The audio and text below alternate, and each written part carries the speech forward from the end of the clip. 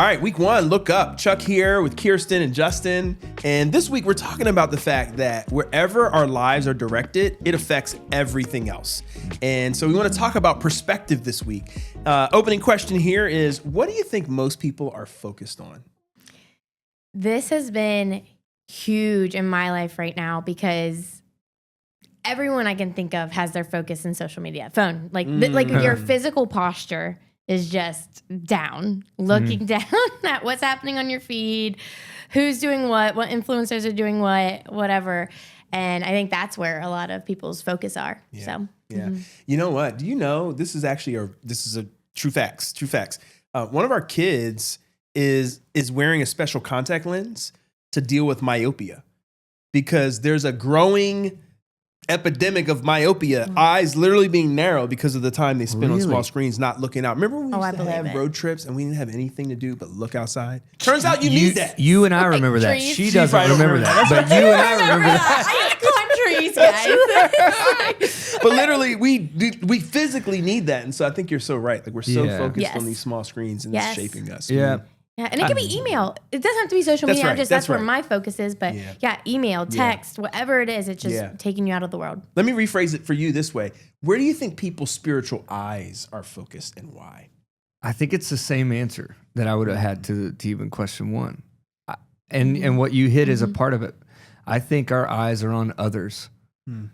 It's what others think of me. It's what others are doing. What's their purpose like? Yeah. I mean, we talked about it last time, like comparison is there, but it's just focused on other people's thing. Yeah. And maybe even like you hit with your email and things, it's either right here, what's right in front of me. Yeah. And then everything out there and every other person. And there's very little look for the in-between stuff. You know what I mean? Journey Which is, part. Yeah.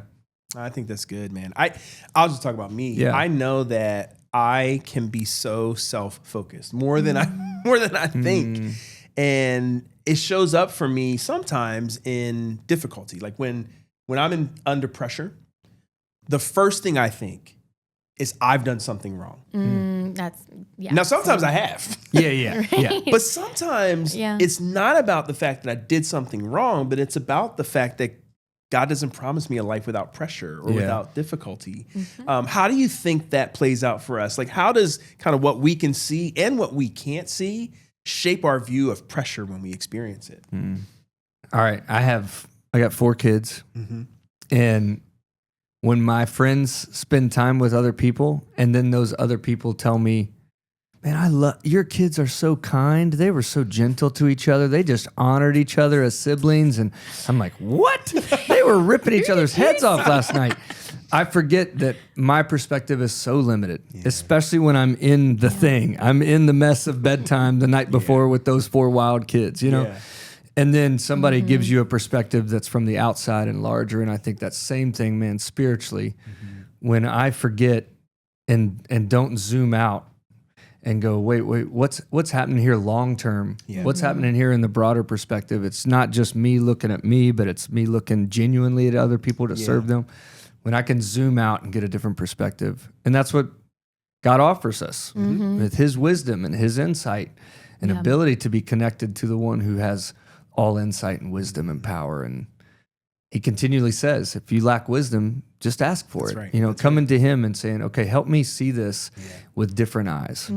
That's right. I love that. I don't know if this answers your question directly, but with me, I'm like, I know I need to show the fruits of the Spirit, right? Peaceful, joyful, kind, self-control, all the things. And under pressure, I lose that. I'm short-tempered. I'm not kind. I just forget that that's where I need to lead from. And then pressure, somehow there's something about pressure that sucks that away from you and is like, got to get it done right. Like, make sure you're not going to mess up. Very similar to you of like, wait, what did I do wrong? Yeah.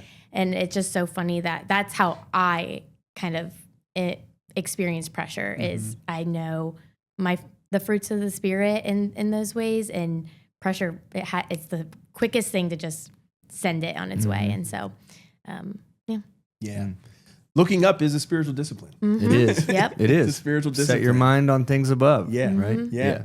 Takes So discipline. we need it. We need to do that.